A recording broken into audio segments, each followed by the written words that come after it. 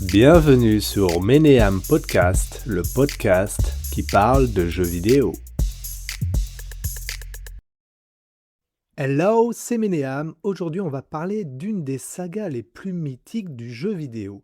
Une saga qui m'a particulièrement marqué, la saga The Legend of Zelda. Elle a complètement marqué l'histoire du jeu vidéo. Le tout premier jeu sort le 21 février 86 au Japon sur la console Famicom, la NES japonaise. Ce qui rend Zelda unique à l'époque, c'est sa liberté. Tu peux aller presque partout dès le début. Aucun chemin imposé, aucun objectif clairement indiqué. Tu explores, tu te perds et tu apprends. Et c'est ça la magie du jeu, il ne te prend pas par la main, il te fait confiance. Tu incarnes Link, un héros silencieux.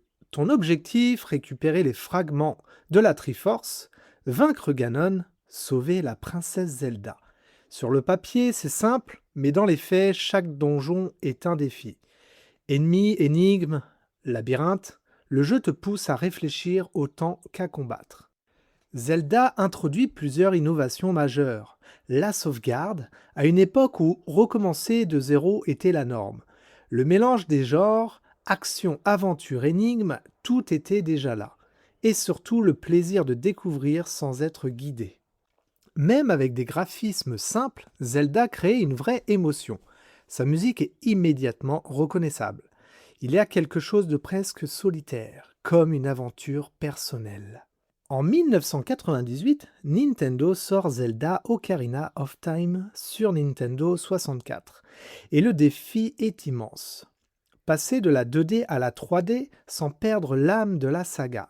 Le résultat, un chef-d'œuvre. Ocarina of Time pose les bases du jeu d'aventure en 3D. Un système de ciblage révolutionnaire, une caméra maîtrisée et un monde vivant et cohérent. Tu incarnes toujours Link, mais cette fois tu grandis avec lui. Le jeu introduit une idée forte, le voyage dans le temps. Tu passes de l'enfance à l'âge adulte et le monde change avec toi. Hyrule devient plus sombre, plus dangereux et plus réel. Ocarina of Time est souvent considéré comme le roi des donjons. Chaque temple a une identité unique, des énigmes marquantes et une ambiance forte. Le temple de l'eau, par exemple, est encore aujourd'hui synonyme de frustration pour beaucoup de joueurs. L'Ocarina n'est pas qu'un gadget, c'est un véritable outil de gameplay. Tu joues des mélodies pour changer le temps, te téléporter, interagir avec le monde. Et ces musiques sont devenues mythiques. Ocarina of Time, ce n'est pas juste un bon jeu, c'est un modèle. Il a défini les bases de la 3D dans les jeux d'aventure, la narration dans le jeu vidéo et l'équilibre entre gameplay et émotion. Pendant des années, il a été considéré comme le meilleur jeu de tous les temps. Après le succès monumental d'Ocarina of Time, Nintendo aurait pu jouer la sécurité.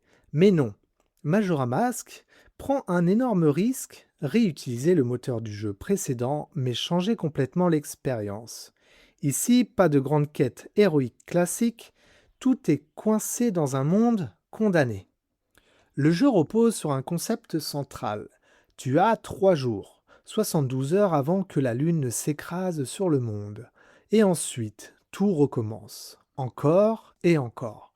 C'est une boucle temporelle, tu dois apprendre, optimiser et comprendre. Ce n'est plus juste une aventure, c'est une course contre le temps. Majora Mask est souvent considéré comme le Zelda le plus sombre, et pour cause des personnages marqués par la peur, des histoires de deuil, de regret, de fin du monde, et une tension constante. Et cette lune toujours plus proche, toujours plus inquiétante. Le jeu parle du temps qui passe et de ce qu'on en fait. L'une des plus grandes nouveautés, ce sont les masques. Ils permettent de se transformer, d'obtenir de nouveaux pouvoirs et de vivre différentes identités. Mais certains masques sont liés à des histoires tragiques, et ça rend l'expérience encore plus forte. À sa sortie, Majora Mask divise. Trop étrange, trop stressant, trop différent. Mais avec le temps, il devient culte. Aujourd'hui, beaucoup le considèrent comme l'un des Zelda les plus profonds. Majorama, ce n'est pas un jeu confortable, c'est une expérience, une réflexion sur le temps, la mort et les choix que l'on fait. Un Zelda qui ose aller là où les autres ne vont pas. Après l'ombre et la tension de Majora Mask, on change complètement de cap. Aujourd'hui, on prend le large, direction un monde coloré lumineux, et pourtant bien plus profond qu'il n'y paraît. Voici Wind Waker. Quand Wind Waker sort en 2002, il surprend tout le monde. Nintendo abandonne le style réaliste pour un style cartoon appelé cel shading. Au début, les fans sont divisés, trop enfantin, pas assez sérieux, mais avec le temps, ce choix devient l'une des plus grandes forces du jeu. Le jeu ne vieillit presque pas. Cette fois, Hyrule est englouti. Le monde est devenu un immense océan. Tu navigues d'île en île, porté par le vent. Et pour commencer, tu dois le contrôler. Le vent devient une mécanique centrale. Chaque voyage est une aventure. Découvrir de nouvelles îles, trouver des trésors et affronter des ennemis en pleine mer. Wind Waker est souvent décrit comme un dessin animé jouable. Expression exagérée, couleurs vives, animation fluide. Mais derrière cette apparence légère se cache une vraie mélancolie. Un monde englouti, une ancienne civilisation oubliée, un passé qui refuse de disparaître. Link n'est plus un héros choisi par le destin. C'est un garçon qui part sauver sa sœur. Et ça change tout. L'histoire est plus personnelle et plus humaine. Même le méchant Ganondorf gagne en profondeur. Il n'est plus juste un tyran, il devient presque tragique. Wind Waker, c'est aussi une musique maritime iconique, une sensation de liberté totale et un voyage calme, mais rempli de mystère. C'est un Zelda qui prend son temps. Wind Waker est la preuve que Zelda sait se réinventer. Et aujourd'hui, il est considéré comme l'un des épisodes les plus uniques de la saga. Après le voyage en mer de Wind Waker, Nintendo change encore une fois de direction. Cette fois, retour à quelque chose de plus sombre, plus réaliste et plus intense. Nous sommes en 2006. Voici Twilight Princess. Après les critiques sur le style cartoon de Wind Waker, Nintendo répond clairement. Twilight Princess adopte une direction artistique plus réaliste. Des couleurs plus sombres, un monde plus crédible et une ambiance presque mélancolique. Dès les premières minutes, le ton est donné. Dans cet épisode, Link n'est pas seulement un héros, il devient aussi un loup. Plongé dans le monde du crépuscule, il se transforme et découvre une autre réalité. Cette dualité change complètement le gameplay, avec exploration différente, nouvelles capacités, perception alternative du monde. Et surtout, une nouvelle alliée. Son nom, c'est Midna, mystérieuse, sarcastique, inattendue. Au début, difficile de lui faire confiance, mais au fil de l'aventure, elle devient centrale. Beaucoup de fans la considèrent comme l'une des meilleurs personnages de la saga. Son évolution est forte et sa relation avec Link est unique. Twilight Princess, c'est aussi des donjons massifs et mémorables, et des combats de boss impressionnants. Le jeu mise sur l'intensité. Chaque étape semble importante, chaque victoire méritée. La musique et l'ambiance sonore renforcent tout. On a des thèmes sombres, des moments silencieux, des tensions permanentes. On sent que le monde est en danger. À sa sortie, Twilight Princess est un énorme succès. Beaucoup y voient un retour aux sources, une version plus mature de Zelda. Et encore aujourd'hui, il reste l'un des épisodes préférés des fans. Twilight Princess, c'est Zelda dans sa version la plus sombre, mais aussi l'une des plus humaines. Skyward Sword n'est pas un Zelda comme les autres, c'est le tout premier de la chronologie. Ici, on découvre la naissance de l'épée de légende, les origines du conflit et les bases du mythe de Zelda. C'est un épisode fondamental pour comprendre toute la saga. Le jeu mise énormément sur les contrôles de mouvement, chaque coup d'épée est reproduit à l'écran.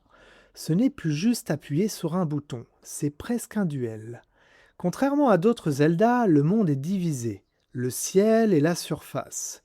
Le jeu est moins ouvert, mais plus construit, presque comme une série de puzzles géants. À sa sortie, Skyward Sword partage les joueurs.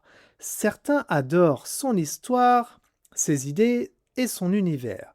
D'autres critiquent les contrôles et la structure moins libre. Mais une chose est sûre, il prépare le terrain pour quelque chose de beaucoup plus grand. Le prochain jeu, vous le connaissez sûrement, nous sommes en 2017 et Zelda renaît. Voici Breath of the Wild.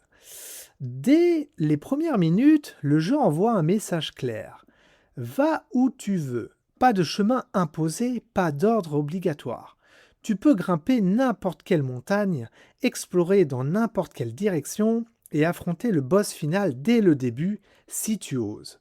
C'est une liberté presque jamais vue auparavant. Ce jeu revient à l'essence du tout premier Zelda, explorer sans être guidé. Mais cette fois dans un monde immense. Chaque colline cache quelque chose. Nous avons sanctuaire, un secret, une surprise. Le jeu récompense la curiosité à chaque instant. Ici, tout est logique. Le feu brûle, le métal attire la foudre, le vent propage les flammes. Le jeu ne dit pas quoi faire. Il te laisse expérimenter. Et c'est ça la vraie force du jeu. Contrairement aux anciens Zelda, Breath of the Wild est plus calme. La musique est plus discrète, le monde semble abandonné, et ça renforce l'émotion.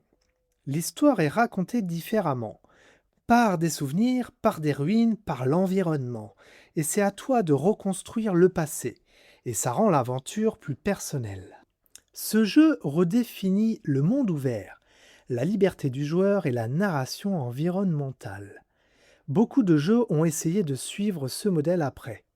Breath of the Wild, ce n'est pas juste un Zelda, c'est un nouveau départ.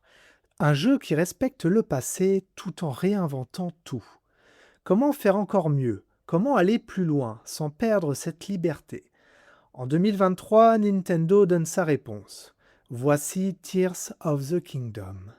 Ce jeu reprend le monde de Breath of the Wild, mais il l'étend vers le ciel et vers les profondeurs. 3 niveaux d'exploration, nous avons la surface, les îles célestes, les abysses. Le monde devient vertical et ça change tout. La grande nouveauté, c'est la créativité. Tu peux construire des véhicules, assembler des objets et inventer tes propres solutions. Il n'y a presque plus de limites. Chaque joueur vit une aventure différente. Le jeu pousse encore plus loin l'idée de système tout interagit avec tout. Ce n'est plus juste explorer, c'est comprendre et créer. Tears of the Kingdom est plus sombre. La menace est plus présente, l'enjeu plus important et l'ambiance plus tendue. Le monde semble en danger réel. Le jeu reprend les personnages, l'univers, les événements, mais il approfondit tout. C'est une vraie suite, pas juste une extension. Tears of the Kingdom confirme une chose, Zelda ne suit pas les tendances, Zelda les crée. C'est l'aboutissement, une synthèse de la liberté du premier Zelda, de la richesse des anciens et de la modernité du jeu vidéo actuel. Chaque épisode a apporté quelque chose d'unique, une saga qui évolue sans se perdre. Zelda n'est pas une série qui se répète, elle change, elle expérimente, elle prend des risques. Et pourtant, elle garde toujours la même âme, celle de l'aventure. Pour certains, Zelda est un souvenir d'enfance.